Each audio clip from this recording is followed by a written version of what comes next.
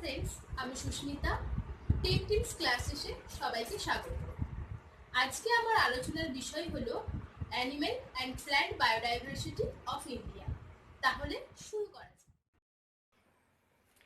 Animal and plant biodiversity of India.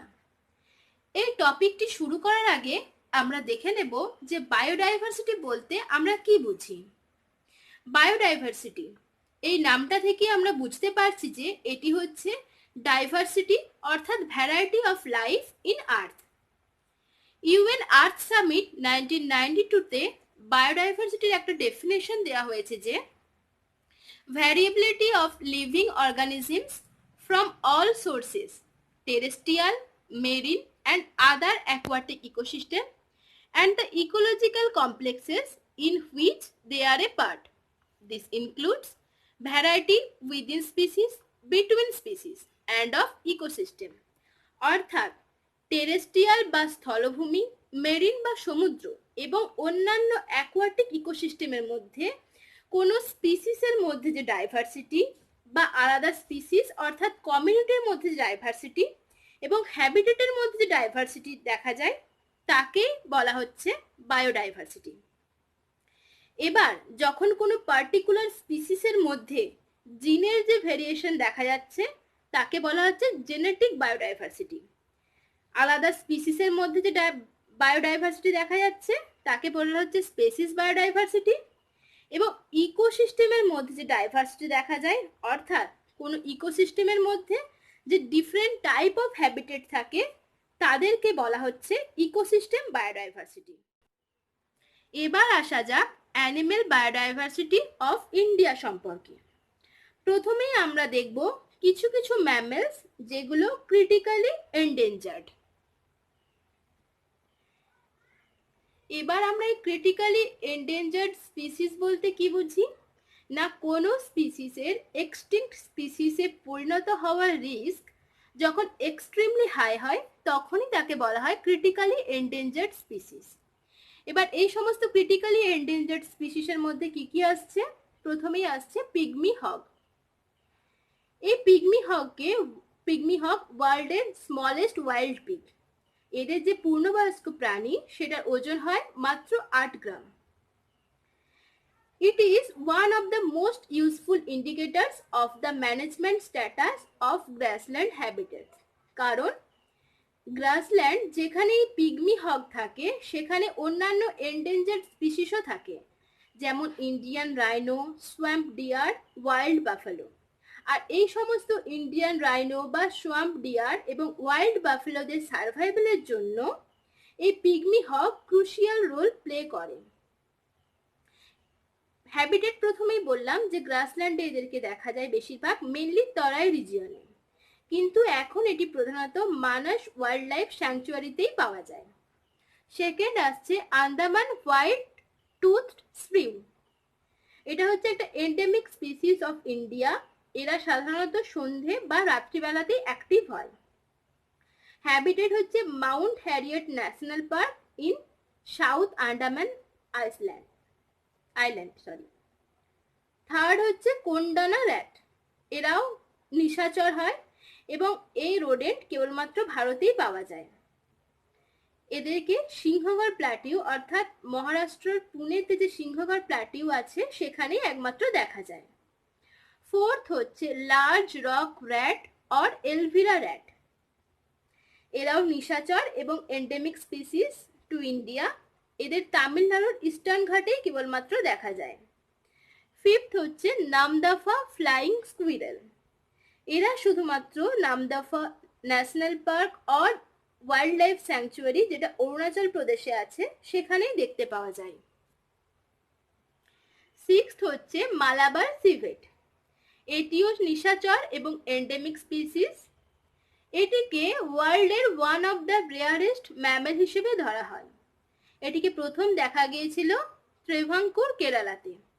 সাধারণত western ঘাটে এদের দেখা মেলে। Seventh Sumatran rhinoceros.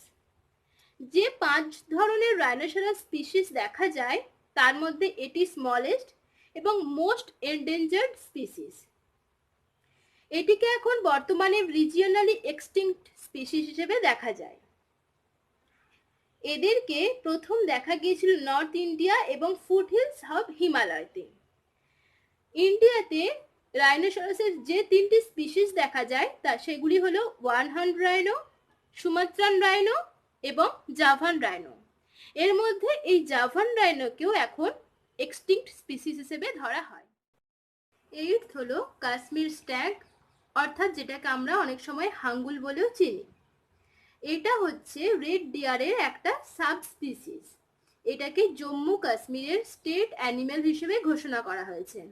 এদেরকে প্রধানত হিমাচল প্রদেশ, কাশ্মীর ভ্যালি ইত্যাদিতে দেখা যায়। এবার আসা যাক মেরিন ম্যামেলস সম্পর্কে। প্রথমেই আসবো ফ্রেশ ওয়াটার অর রিভার ডলফিনে।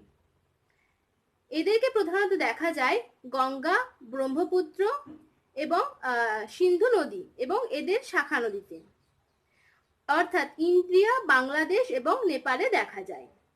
এদের দুটো সাবস্পিসিস হচ্ছে গ্যাঞ্জেস রিভার ডলফিন এবং ইন্দাস রিভার ডলফিন।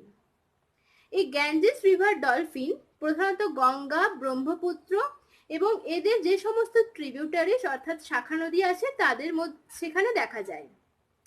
এটিকে government of India national aquatic animal হিসেবে ঘোষণা করেছে। ইন্দাস রিভার ডলফিন প্রধানত পাকিস্তানের ইন্দাস, বিয়াস এবং সুটলেজ রিভারে দেখা যায়। এরপর দেখব হার্বিভোরাস মেরিন ম্যামেল সম্পর্কে। এদের মধ্যে কি কি পড়ছে না ডুগং আর ম্যানাটিস। এই ডুগংকে অনেক সময় শিকাও বলা হয়। এটি হচ্ছে একটা ভালনারেবল স্পিসিস। আর এই ম্যানাটিস প্রধানত Caribbean Sea, Gulf of Mexico আর অ্যামাজন বেসিনে দেখা যায়। এবার দেখা যাক ম্যামেলসের কিছু এক্সেপশন সম্পর্কে। এদের মধ্যে আছে এগলাইং ম্যামেলস আর মার্সুপিয়ালস, অর্থাৎ এরা হচ্ছে ম্যামেলসের এক ধরনের সাব ডিভিশন। অর্থাৎ এই এগলাইং ম্যামেল এরা ম্যামেলস হলেও এরা কিন্তু ডিম পারে। আর এদের মধ্যে পড়ছে ডাকবিল্ড প্ল্যাটিপাস আর স্পাইনি অ্যান্টিটার্স, অর্থাৎ আমরা যেটাকে একিডিনা নামেও জানি। এই ডাকবিল্ড প্ল্যাটিপাসের একটা স্পিসিস আর একিডিনার 4টা স্পিসিস, অর্থাৎ এই টোটাল 5টা স্পিসিস। এদেরকে মোনোট্রিমস বলা হয়। অর্থাৎ মোনোট্রিমস কাদের বলে? এটা হচ্ছে কি ম্যামেলসের একটা সাব ডিভিশন যারা ম্যামেলস হলেও ডিম পারে। এদের সবাইকে প্রধানত অস্ট্রেলিয়া এবং নিউগিনিতে পাওয়া যায়, অর্থাৎ এরা অস্ট্রেলিয়া এবং নিউগিনির এন্ডেমিক স্পিসিস। একিডিনার ক্ষেত্রে কি হয়, এরা যতক্ষণ না পর্যন্ত ডিম থেকে ইয়ং হ্যাচ হচ্ছে ততক্ষণ পর্যন্ত ডিমগুলি ফিমেল একিডিনারের পেটে এক ধরনের পাউচের মধ্যে থাকে। আর প্ল্যাটিপাসের ক্ষেত্রে ফিমেল প্ল্যাটিপাস রিভার বা পন্ডের ব্যাংকের মধ্যে গর্ত করে তার মধ্যে ডিম পারে। এছাড়াও ম্যামেলসের আর একটা এক্সেপশন হচ্ছে মার্সুপিয়ালস। এরা হচ্ছে ম্যামেলসের এক ধরনের গ্রুপ অফ অ্যানিমালস যাদেরকে অনেক সময় পাউচড ম্যামেলসও বলা হয়। নর্মাল ম্যামেলসের ক্ষেত্রে কি হয়, ফিটাল অর্থাৎ ভ্রূণ প্লাজেন্টা থেকে পুষ্টি লাভ করে। আর এদের ক্ষেত্রে জেস্টেশন পিরিয়ডও অনেক বেশি হয়। কিন্তু মার্সুপিয়াল ম্যামেলসের ক্ষেত্রে কি হয়, এদেরও প্লাজেন্টা থাকে, তবে এটাকে ইয়ক টাইপ প্লাজেন্টা বলা হয় এবং এটা ফিটালের নারিশমেন্টের ক্ষেত্রে কোনো কন্ট্রিবিউশন করে না। তাই এদের স্বাভাবিকভাবে জেস্টেশন পিরিয়ড অনেক কম হয়। and they give birth very early and prematured young animal. এবং এই প্রিম্যাচিউরড ইয়ং অ্যানিমালরা যতদিন না পর্যন্ত ডেভেলপড হচ্ছে ততদিন ওই পাউচের মধ্যেই থাকে।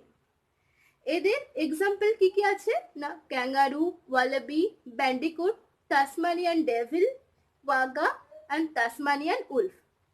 এই কোয়াগা এবং তাসমানিয়ান উলফকে কি বলা হচ্ছে না এক্সটিংক্ট স্পিসিস।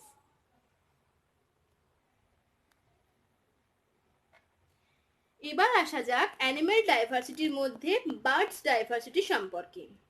এখানেও আমরা কিছু কিছু বার্ডস দেখব, বার্ডসের স্পিসিস দেখব যেগুলো কিনা ক্রিটিক্যালি এন্ডেঞ্জার্ড।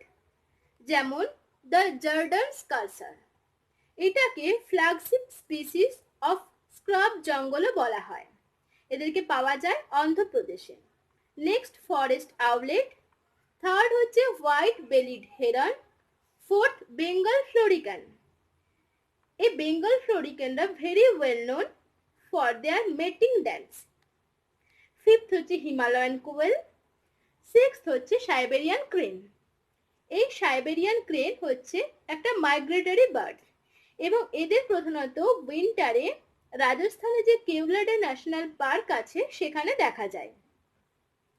এবার আসা যাক কোরালস সম্পর্কে, এবং এই কোরালসের মধ্যে আমরা ফায়ার কোরালস সম্পর্কে দেখব। এই ফায়ার কোরালস এরা হচ্ছে closely related to jellyfish then Corals, কারণ এদের কন্ট্যাক্টে আসলে বার্নিং সেন্সেশন ফিল হয়, যেমনটা হয় ঠিক জেলিফিশের স্টিং এর জন্য। এদেরকে কোথায় পাওয়া যায় না ইন্দোনেশিয়া, পানামা ইত্যাদি জায়গায়। এবার আমরা আসবো বার্ডস মাইগ্রেশন সম্পর্কে এবং আমরা দেখব যে এই মাইগ্রেশন বলতে আমরা কি বুঝি এবং এই মাইগ্রেশনের কারণ সম্পর্কে। বার্ডস মাইগ্রেশন অর্থাৎ এই মাইগ্রেশন বলতে বলছি যে regular cyclical seasonal movement of birds from one place to another. অর্থাৎ কি বছরের একটা নির্দিষ্ট সিজনে পাখিরা সাধারণত এক স্থান থেকে অন্য স্থানে যায়। এবার সাইক্লিক্যাল কেন বলা হচ্ছে, কারণ কি না প্রতি বছরের একটা নির্দিষ্ট সময়ে অর্থাৎ সাইক্লিক্যাল ওয়েতে এটা চলতে থাকে। এবার এই ডিস্টেন্স শর্টও হতে পারে এবং লং রেঞ্জ ডিস্টেন্সও হতে পারে, কিন্তু at the end of the period পাখিরা তাদের অরিজিনাল প্লেসেই ফিরে আসে। কারণ হিসেবে কি কি বলা হচ্ছে, to avoid adverse factor like climatic condition, to manage shortage of food and water, better breeding condition and less competition for safe nesting places. এবার আমরা আসব যে স্পিসিস এক্সটিংশন সম্পর্কে, অর্থাৎ যে বিভিন্ন ধরনের প্রজাতি আছে তারা কোন কোন কারণের জন্য বিলুপ্ত হয়ে যাচ্ছে। এদের মধ্যে দুটো প্রসেস আছে, অর্থাৎ ডিটারমিনিস্টিক প্রসেস এবং স্টকিস্টিক প্রসেস। ডিটারমিনিস্টিক প্রসেসের ক্ষেত্রে কজ এবং তার এফেক্ট থাকবে।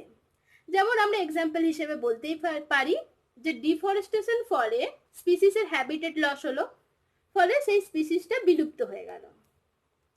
আর স্টকিস্টিক প্রসেসের ক্ষেত্রে চেঞ্জ অ্যান্ড র্যান্ডম ইভেন্টস, অর্থাৎ এই random events that effect the survival and reproduction of individuals.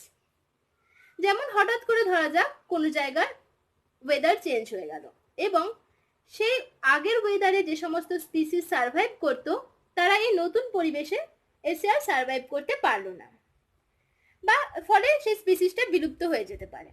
বা ধরা যাক ফুড সাপ্লাই কমে গেল, বা কোনো কারণে কোনো ডিজিজ হলো, বা কম্পিটিশন বেড়ে গেল ইত্যাদি। আবার এই স্পিসিস এক্সটিংশন ন্যাচারাল এবং আর্টিফিশিয়াল এই দুভাবেও হতে পারে। ন্যাচারাল অর্থাৎ এক্সাম্পল যেমন হচ্ছে climatic change, volcanic activity etcetera. আর আর্টিফিশিয়াল এক্সটিংশন অর্থাৎ এগুলো সবই ম্যানমেড, এবং বর্তমানে এই আর্টিফিশিয়াল এক্সটিংশনে কিন্তু অনেক বেশি দেখা যাচ্ছে। এর মধ্যে কি কি আছে, আবার ডাইরেক্ট কজ, আবার ইনডাইরেক্ট কজ। ডাইরেক্ট কজের মধ্যে কি কি পড়ছে না hunting, collection or capture of animals. আর ইনডাইরেক্ট এক্সটিংশনের মধ্যে অর্থাৎ ইনডাইরেক্ট কজের মধ্যে কি কি পড়ছে, habitat loss, introduction of invasive species etcetera. এবার আসা যাক ম্যান অ্যানিম্যাল কনফ্লিক্ট, অর্থাৎ interaction between wild animal and people. এর ফলে কি হচ্ছে না পিপল বা তার রিসোর্সের ওপর নেগেটিভ ইম্প্যাক্ট পড়ছে, বা ওয়াইল্ড অ্যানিম্যালস এবং তাদের হ্যাবিটেটের ওপর অ্যাডভার্স এফেক্ট পড়ছে।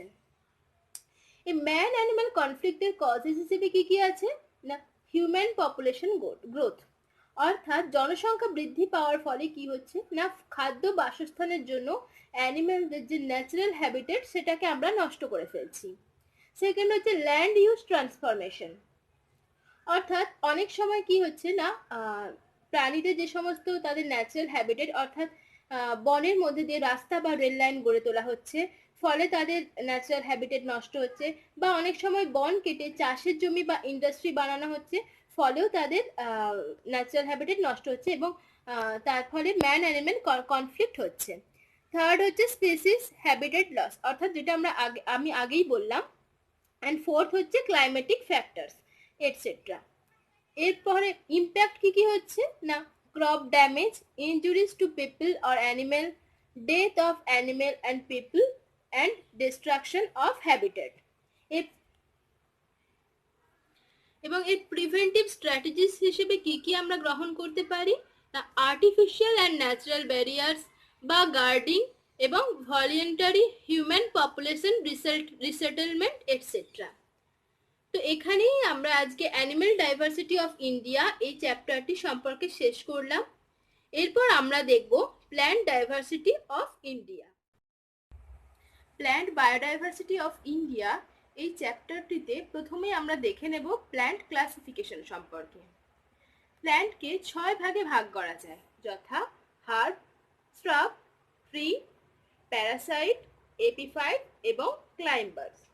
এবার হার্ব কাদের বলে না, যে সমস্ত উদ্ভিদের ক্ষেত্রে কাণ্ড খুব নরম হয় এবং সবুজ হয় এবং সাধারণত একবর্ষজীবী হয়, আর এদের হাইট লেস দেন 1 মিটার হয়, এদেরকে বলা হচ্ছে হার্ব, যেমন ধান, গম। শ্রাবের ক্ষেত্রে এদের স্টেম সাধারণত উডি টাইপ হয় এবং হাইট লেস দেন 6 মিটার হয়। হার্বের সাথে শ্রাবের এই ডিফারেন্স যে শ্রাব সাধারণত পেরিনিয়াল অর্থাৎ বহুবর্ষজীবী হয় এবং এদের কাণ্ড উডি টাইপ হয়, যেখানে হার্বের স্টেম টেন্ডার হয়। ট্রির সাথে শ্রাবের ডিফারেন্স এটাই যে শ্রাবের হাইট ট্রির থেকে অনেকটাই কম হয়, আর শ্রাবের ক্ষেত্রে স্টেমের বেস থেকে শাখা প্রশাখা তৈরি হয়, যেটা ট্রিয়ের ক্ষেত্রে হয় না। এক্সাম্পল হিসেবে আমরা বলতে পারি লেমন, তুলসী, রোজ ইত্যাদি। এরপর আমরা চলে আসব ট্রি সম্পর্কে। ট্রি সেই সমস্ত উদ্ভিদদেরই বলা হয় যাদের ক্ষেত্রে স্টেম লার্জ, উডি এবং এরা সাধারণত পেরিনিয়াল প্ল্যান্ট হয়। এদের স্টেম সরল প্রকৃতির হয় এবং ওয়েল ডিফাইন্ড হয়, যেমন উদাহরণ হিসেবে আমরা বলতে পারি আম, নিম ইত্যাদি। প্যারাসাইট এরা বেঁচে থাকার জন্য অন্য উদ্ভিদ থেকে আংশিক বা সম্পূর্ণরূপে পুষ্টিরস সংগ্রহ করে এবং এর জন্য এরা অন্য উদ্ভিদের উপর জন্মায়, আর যে উদ্ভিদের উপর এরা জন্মায় এবং তার থেকে পুষ্টিরস সংগ্রহ করে তাকে বলা হয় হোস্ট প্ল্যান্ট। এরা এদের হস্টেরিয়া নামক চোষক মূলের সাহায্যে হোস্ট প্ল্যান্ট থেকে পুষ্টি সংগ্রহ করে, উদাহরণ হিসেবে যেমন স্বর্ণলতা। আর শ্বেতচন্দন গাছ পার্টলি প্যারাসাইট হয়।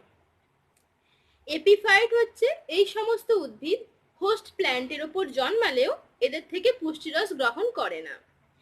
প্যারাসাইটের সাথে এপিফাইটেরই হলো এটা মূল ডিফারেন্স, যে প্যারাসাইট হোস্ট প্ল্যান্ট থেকে পুষ্টিরস গ্রহণ করে কিন্তু এপিফাইট তা করে না।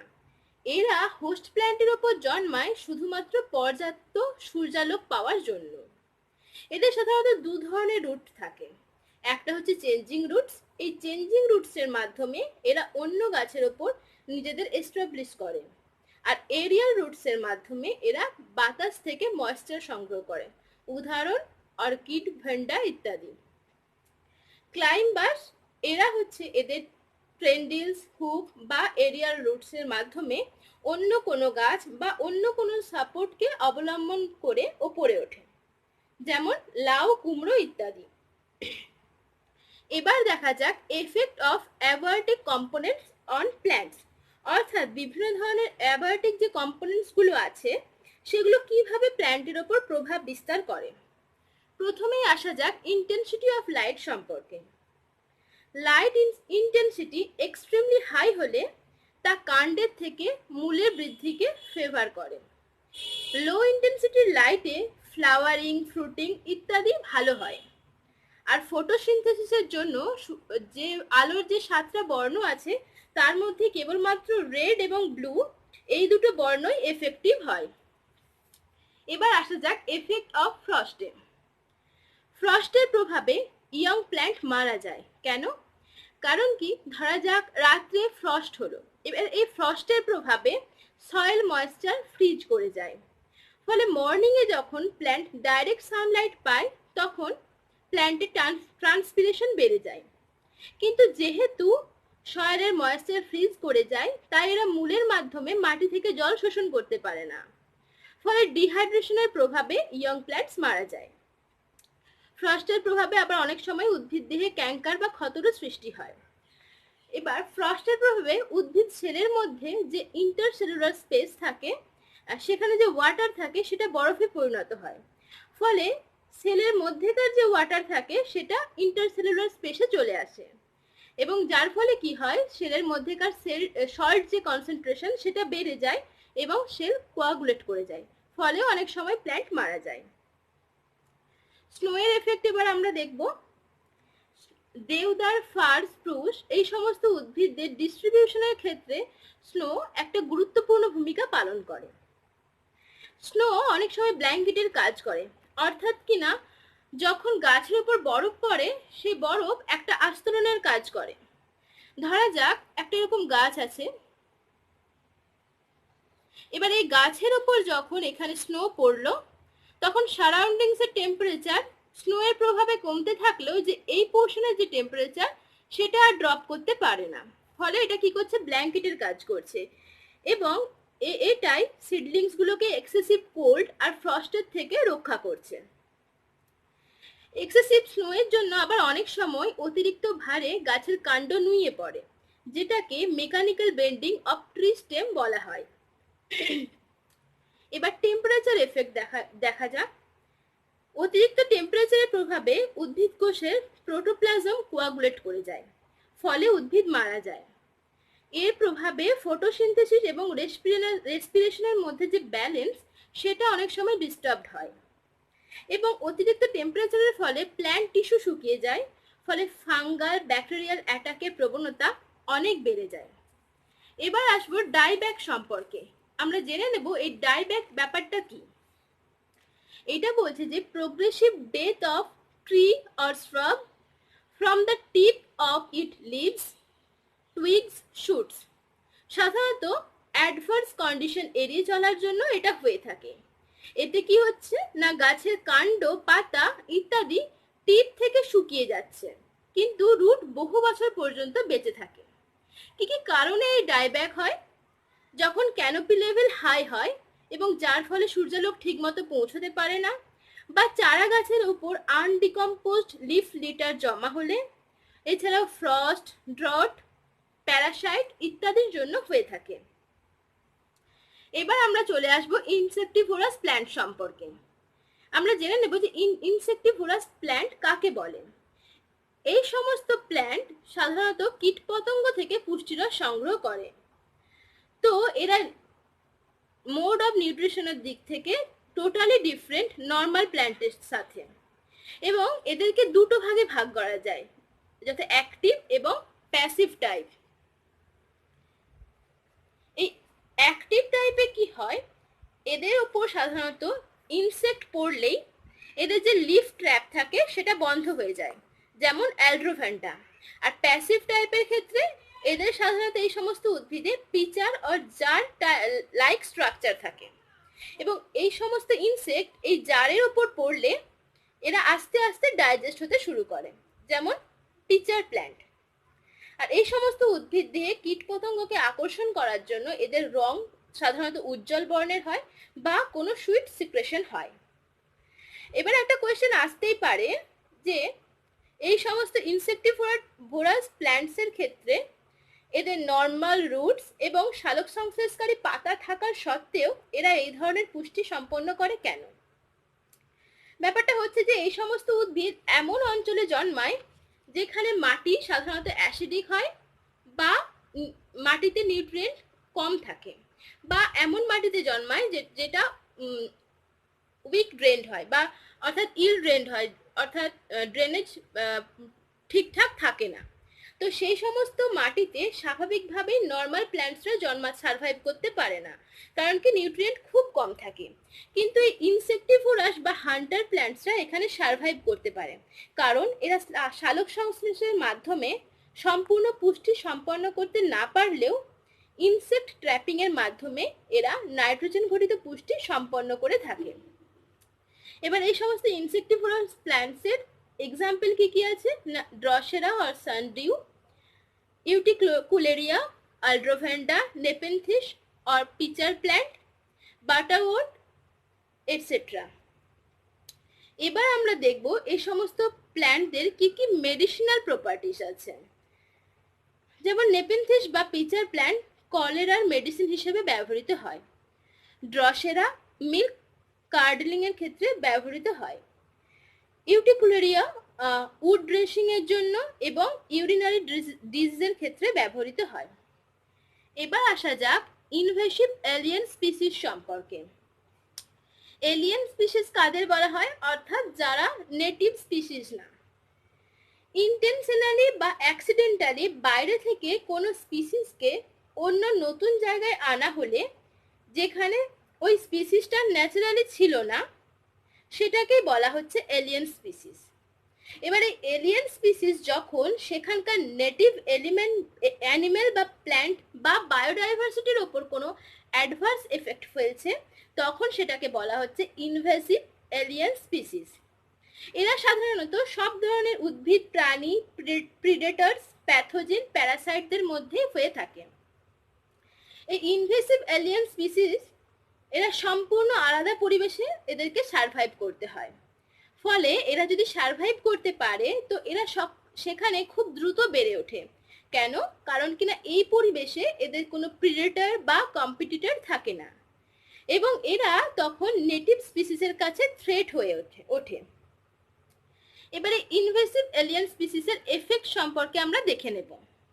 সেটা হচ্ছে লস অফ বায়োডাইভার্সিটি, অর্থাৎ ইনভেসিভ এলিয়েন স্পিসিস আসার ফলে প্রথমে স্পেসিস রিচনেস বাড়ে ঠিকই, কারণ একটা নতুন স্পিসিস অ্যাড হচ্ছে, কিন্তু পরে এদের প্রভাবেই নেটিভ স্পিসিস এক্সটিংক্ট হতে শুরু করে,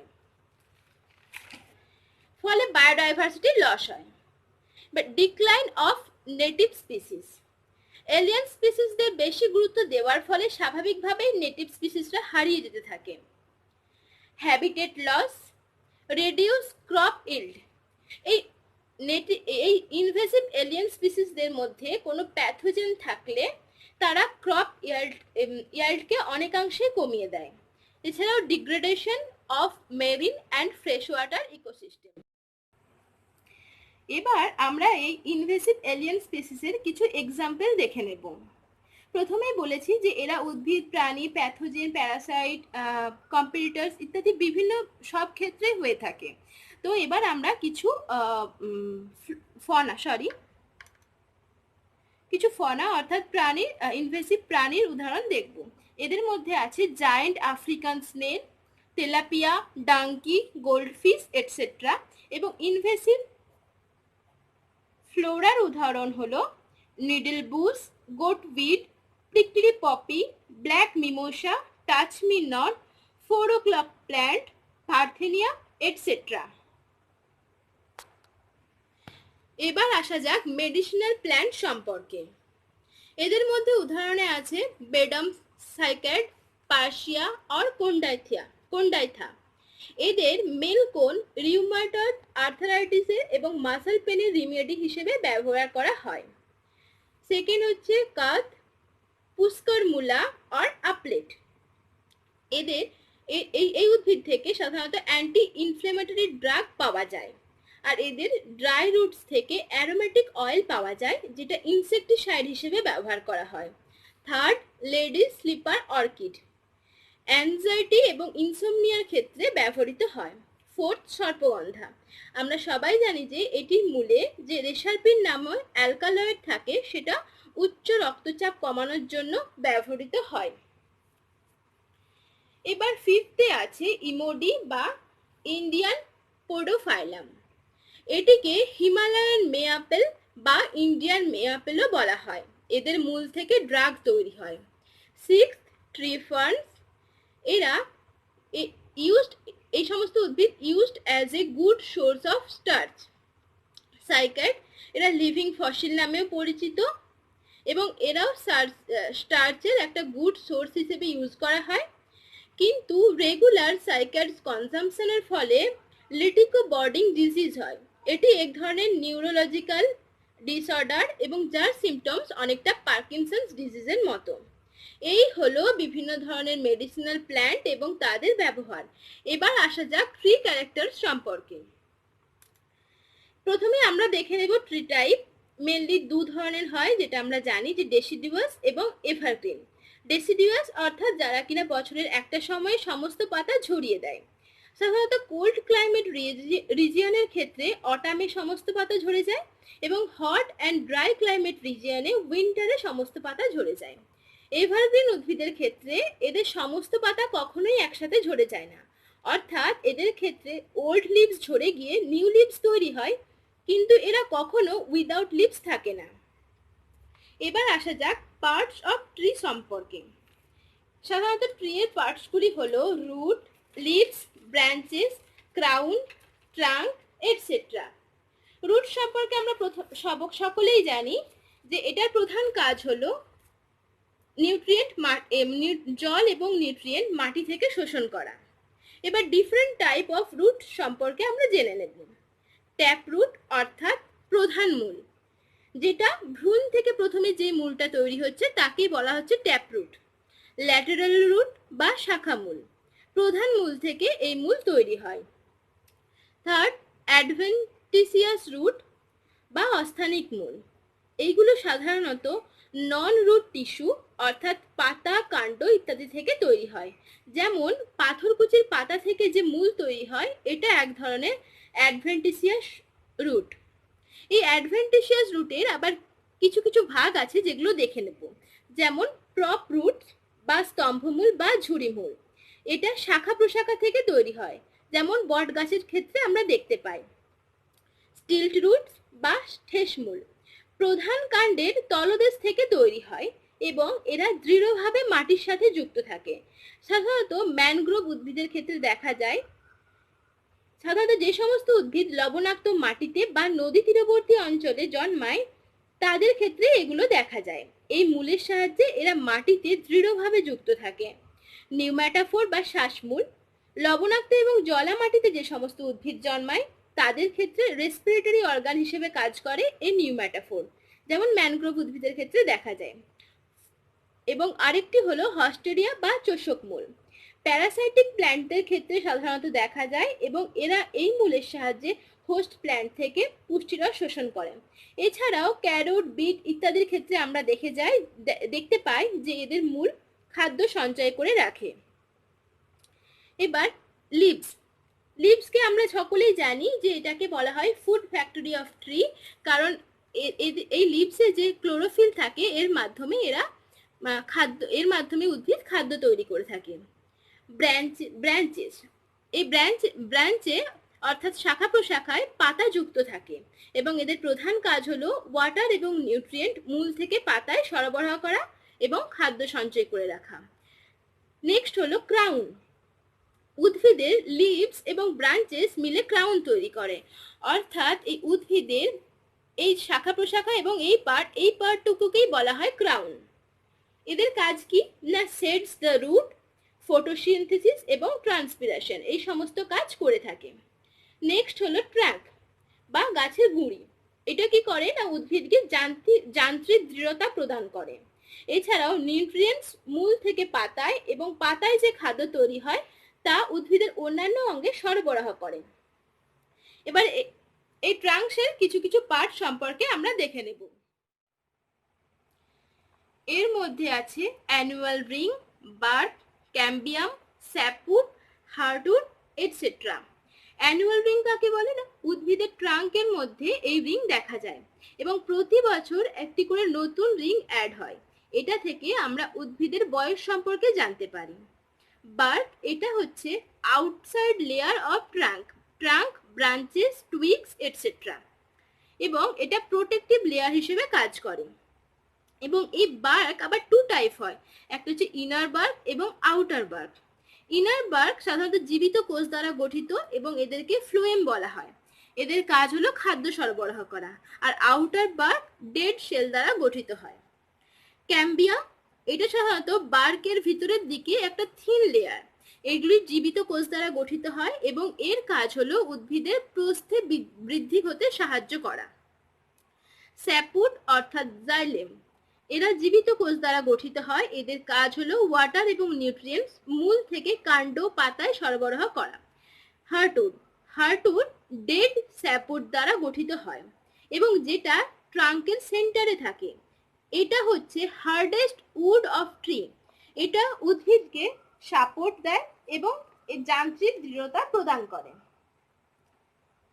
এবার আসবো আমরা ক্যানোপি সম্পর্কে। এই ক্যানোপি কাকে বলে?